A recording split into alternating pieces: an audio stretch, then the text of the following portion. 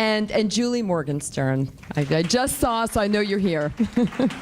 So thank you all so much. And I know that the rest of you are really here because you said, this is the only way she's going to stop sending those emails.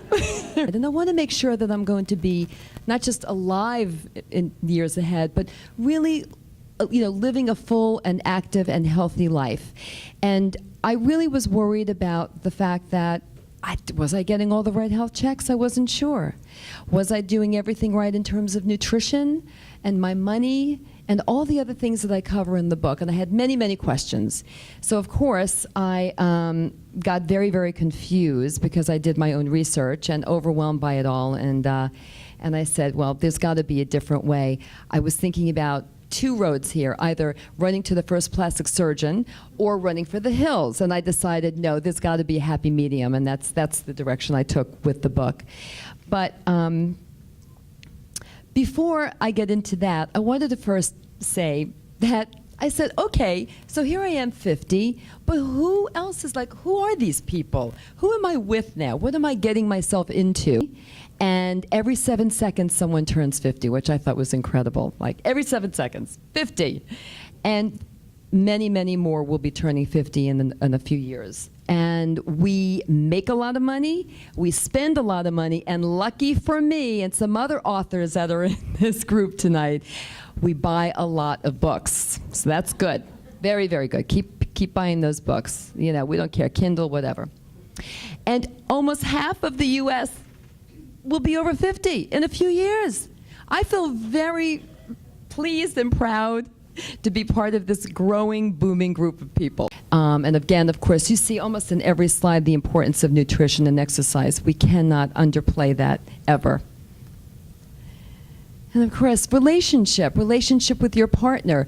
I could have taken this so many different ways, but I wanted to explore the one thing that kept coming up over and over and over again with the women I was talking to and researching this book, and that was, how do you keep a relationship that's been in existence for maybe decades really fresh and alive and fun, and where is that sense of fun that sometimes gets lost?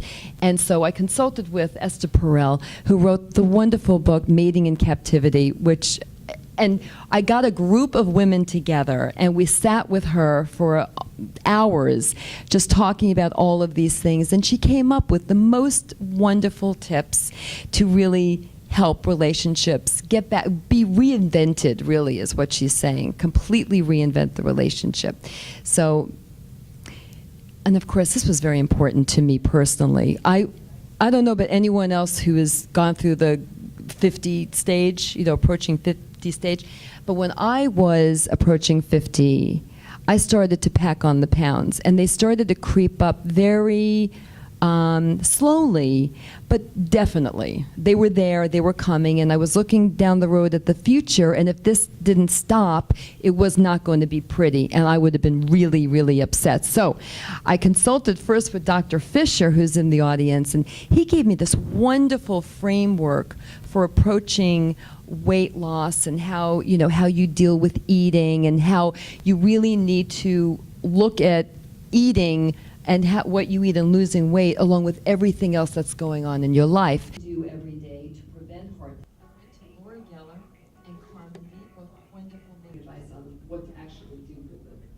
Feel invisible, or feel unwanted, or feel like the youth of America is taking over, and in the work environment or what have you. What it means to be the best of everything after 50.